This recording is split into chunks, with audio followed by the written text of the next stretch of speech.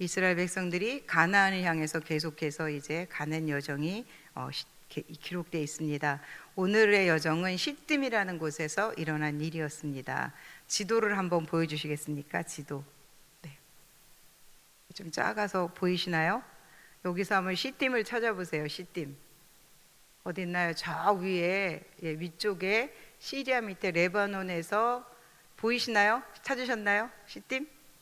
제가 손으로 가르칠 수가 없어서. 네. 시딤이, 네. 그리고 붉은 줄로 이렇게 표시가 되어 있는 것이 이제 애굽을 탈출해서 가나안을 향해서 나가는 그 여정을 지금 표시를 하고 있는데요. 동그랗게 조그만 동그라미가 있는 데가 거기가 이제 가데스 바네아 지역이었고요.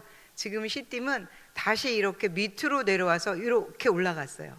그래서 저기 이제 그 요단강만 건너면 바로 가나안을 갈 수 있는 곳이 시딤이었습니다. 네. 이스라엘 민족들은 애굽을 출발해서 시내산을 거쳐서 이제 조금만 가면 그들이 눈앞에 두고 있는 그 가나안 거기를 다 이제 왔습니다. 그런데 그들이 그 가데스 바네아에서 정탐꾼을 보냈어요. 12명의 정탐꾼을 보내죠. 그런데 10명이 그 땅에 대해서 악평을 했잖아요. 그들의 그 잘못된 보고 그것들을 듣고 백성들은 또 그것 때문에 거기서 정말 그들의 그 10명의 그 판단을 그들도 믿었던 거죠. 그래서 그들은 40일 만에 갈 수 있는 거리를 40년 동안을 걸려서 그 땅을 가야만 했던 것들을 기억하고 있습니다. 그렇게 돌아서 이제 시딤까지 왔습니다. 요단 동편에 있는 그 지역은 조금만 더 가면 가나안 지역이었습니다. 여기서 이제 이스라엘 백성들이 많이 죽음을 당하는 그러한 사건이 오늘 25장에 일어나는데요. 20세 이상 된 사람이 무려 2만 4천 명이나 죽게 됐습니다. 기도 이제 그만 보여주셔야 됩니다. 그들의 죽음은 가데스 바네아의 결과라고도 할 수 있을 겁니다. 시딤은 모압 땅이었습니다. 모압 사람들은 바알 부호를 섬겼던 사람들이었는데, 그런데 문제가 뭐였냐면 그 섬기는 바알 부호를 이스라엘 사람들도 같이 숭배하면서 그들이 했던 그 행위를 따라 했던 것입니다. 그 결과 그들에게 연병이 퍼졌습니다. 이스라엘에 많은 희생이 있었던 것입니다. 그때 비느하스의 빠른 행동으로 인해서 일단 연병은 끝이 나게 됩니다. 이것이 25장에 일어난 사건이었습니다. 그리고 26장으로 이어지는데요. 26장은 이스라엘 백성들의 두 번째 인구 조사의 내용입니다. 다시 전쟁에 나갈 만한 자들을 20세 이상으로 그 가문대로 조사를 하라고 하나님께서 말씀하셨습니다. 왜 인구 조사를 명하셨을까요? 제 생각은 이 뒤에 나오는 이어지는 내용을 보면 알 수 있다고 생각을 합니다. 지파별로 이제 계수를 합니다. 그것이 기록되어 있는데요. 26장 51절 말씀을 함께 같이 읽어보도록 하겠습니다. 말씀 26장 51절 말씀입니다. 시작. 이스라엘 자손에 계수된 자가 60만 1730명이었더라. 아멘. 이 본문과 출애굽기 12장 37절 말씀을 제가 읽어드릴게요. 한번 들어보세요. 이스라엘 자손이 라암셋을 떠나서 숫곳에 이르니 유아외에 보행하는 장정이 60만 가량이요. 이렇게 돼 있고요. 그 다음에 민수기 1장 46절에 읽어드리겠습니다. 계수된 자의 총계는 60만 3,550명이었더라. 아멘. 여기서 나오는 그 같은 숫자가 있어요. 60만이라는 숫자. 그 60만이라는 숫자는 절대 변하지 않고 약간의 차이가 있지만 거의 동일하다는 것입니다. 민수기에서 언급된 그 세 가지 그 인구 조사가 중요한 의미는 뭐냐면, 첫 번째 인구 조사는 두 번째 했던 애굽을 탈출해서 시내산에서 이루어졌던 그 조사와 오늘 했던 그 인구 조사의 수는 비슷했어요. 이것은 하나님께서 이스라엘 백성들을 계속해서 보호해 주시다는 의미라고도 할 수 있습니다. 그리고 또한 이스라엘 백성은 가나안 땅에 들어가기를 두려워하면서 불순종했지만 그 결과 40년 동안 광야에서 방황을 했음에도 불구하고 다음 세대가 태어나고 자라면서 다시 60만이라는 그런 숫자, 같은 숫자를 동일하게 유지하게 하셨던 것은 하나님의 은혜였다는 것을 기억할 수가 있습니다. 이제 27장입니다. 1절로 11절까지 말씀은요, 기업 문제를 가지고 모세에게 나왔던 여인들이 있었습니다. 누구냐면 슬로브와 딸들의 이야기가 기록되어 있고요. 그들의 사연을 가지고 기업 물을 규례들이 다시 세워지는 것입니다. 기업을 물을 규례, 성경에서 있는 거 기억나시나요? 바로 이방 여인이었던 룻의 사건입니다. 이방 여인이었던 룻은 남편도 죽고 기업을 부를 사람이 아무도 없었어요. 그렇지만 그 순서에 따라서 보아스를 만나게 되고 다윗의 계보를 이어가는 그러한 사건들이 성경에 기록되어 있습니다. 12절부터는 지도를 한 번만 더 보여주시겠습니까? 이제 12절부터는 하나님께서 모세를 아바림 산으로 데리고 가셨습니다. 저 위쪽에 있어요. 제가 지금 보이지가 않아서. 네, 맨 이쪽에 있는데 한번 하나님이 모세를 아바림 산으로 데리고 가시고 거기서 이제 이스라엘 자손이 들어갈 가나안 땅을 보여주시는 거예요. 그리고 모세에게 너는 그곳에 들어갈 수 없다고 말씀하시는데 그 이유에 대해서 설명을 해주시는 것입니다. 성경에 보면 27장 13절에서 14절 말씀인데요. 같이 읽어보도록 하겠습니다. 성경을 보시면서 같이 읽겠습니다. 시작. 본 후에는 내 형 아론이 돌아간 것 같이 너도 조상에게로 돌아가리니 이는 신광야에서 회중이 분쟁할 때에 너희가 내 명령을 거역하고 그 물가에서 내 거룩함을 그들의 목전 나타내지 아니하였음이니라. 이 물은 신광야 가데스의 무리바 물이니라. 아멘. 네. 왜 들어갈 수 없는지 이 성경 지금 읽으면서 우리 다 아시겠죠? 그리고 15절 이어서 그렇게 하나님께서 말씀하시자 모세가 하나님께 다시 질문을 하는 겁니다. 아니, 말씀을 드리는 겁니다. 27장 17절 말씀에 그로 그들 앞에, 그러니까 이렇게 얘기해. 그로 그들 앞에 출입하며 그들을 인도하여 출입하게 하사 여호와의 회중이 목잡는 양과 같이 되지 않게 하옵소서. 하나님이 이제 가나안 땅을 향해 들어가지 못하겠다고 하시는 그 말 앞에 모세는 그러면 저 대신에 이스라엘의 지도자를 세워서 목잡는 양과 같이 되지 않게 하옵소서라고 말씀을 했어요. 그랬더니 하나님께서 어떻게 또 말씀해 주냐면 하나님은 그런 모세를 향하여서 말씀해 주십니다. 여호수아가 있지 않느냐 하면서 모세를 대신해서 여호수아를 일하게 하실 것을 말씀하시는 것이 27장의 요약 말씀이었습니다. 다음에 28장 말씀은 하나님께서 이제 제사 제도에 대해서 다시 상기하게 하십니다. 제사에 드리는 제도가 여러 가지가 있었는데요. 소제와 전제는 아침 저녁으로 드리는 제사요.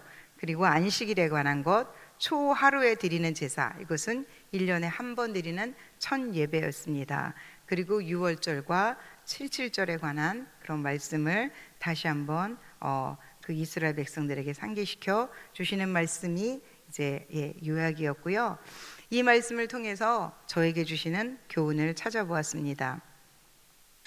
민수기 27장 12절로 18절 말씀을 같이 한번 읽어보도록 하겠습니다. 민수기 27장 12절로 18절 말씀입니다. 시작. 여호와께서 모세에게 이르시되 너는 이 아바림 산에 올라가서 내가 이스라엘 자손에게 준 땅을 바라보라. 본 후에는 내 형 아론이 돌아간 것 같이 너도 조상에게로 돌아가리니 이는 신광야에서 회중이 분쟁할 때에 너희가 내 명령을 거역하고 그 물가에서 내 거룩함을 그들의 목전에 나타나지 아니하였음이니라. 이 물은 신광야 가데스의 무리바 물이니라. 모세가 여호와께 여짜와 이르되 여호와 모든 육체의 생명의 하나님이시여 원하건대 한 사람을 이 회중 위에 세워서 그로 그들 앞에 출입하며 그들을 인도하여 출입하게 하사 여호와의 회중이 목자 없는 양과 같이 되지 않게 하옵소서. 여호와께서 모세에게 이르시되 눈의 아들 여호수아는 그 안에 영이 머무는 자니 너는 데려다가 그에게 안수하고. 아멘. 모세에게 아바림산은 가혹한 장소였습니다. 그의 목적은 곧 가나안이었을 것입니다. 그러나 하나님은 그가 그곳에 들어가지 못할 것임을 말씀하셨습니다. 무엇이 그로 하여금 그곳에 들어갈 수 없는지 그 이유에 대해서도 정확하게 말씀해 주셨습니다. 저는 이것을 가지고 아버지의 안타까운 점을 제가 묵상을 하겠습니다. 만약에 제가 그 앞에 서 있다면요. 그래서 제 생각과 하나님의 생각은 다르다. 하나님이 항상 옳다고 고백해야 함을 우선 고백을 했습니다. 그리고 나서 이제 생각을 해봤습니다. 이 상황에서 사람들은 그 모세가 이제 더 이상 그의 지도력을 다 잃고 하나님께로 돌아갔을 때 그 부분을 가지고 얼마나 많은 말들을 만들어냈을까요? 하나님 왜 그러셨을까라는 말도 했을 것이고, 이해할 수 없다. 뭐 때문에 모세는 죽었을까? 말들이 굉장히 많았겠죠. 그 당시 사람들은 많은 말들을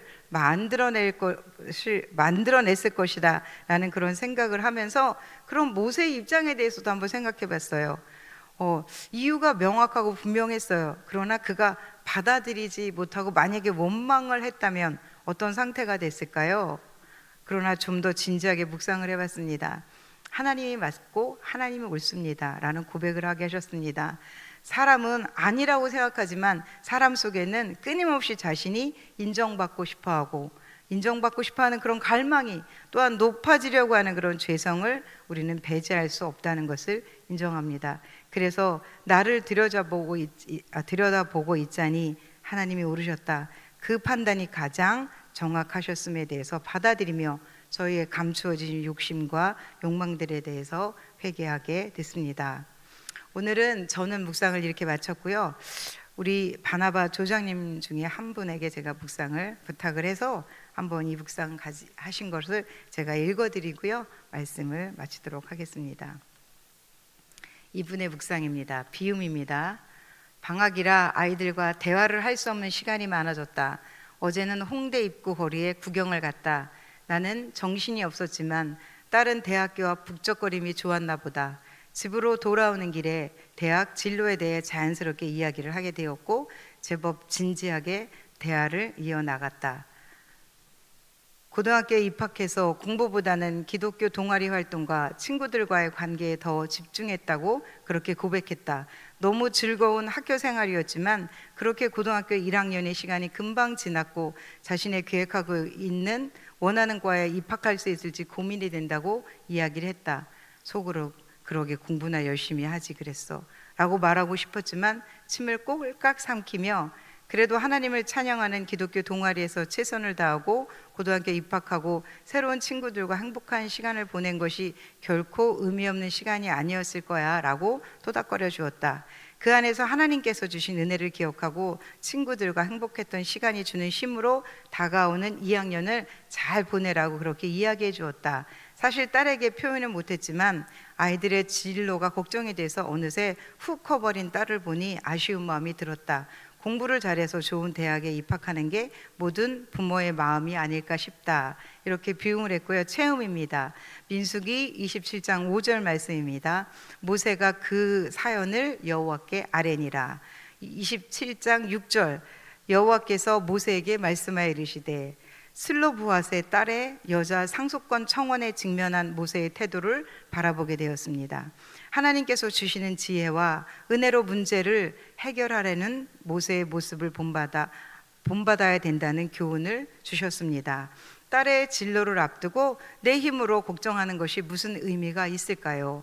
핸드폰과 유튜브만 켜면 모든 정보를 알 수 있는 이 세상이지만 어떤 결정을 할 때 하나님께 먼저 아뢰는 훈련을 하여 무슨 일이든 슬기롭게 해결해 나가야겠습니다. 시편 116편 1절에서 2절 말씀을 인용했습니다. 여호와께서 내 음성과 내 간구를 들으심으로 내가 그를 사랑하시는도다. 그의 귀를 내게 기울이셨으므로 내가 평생에 기도하리로다.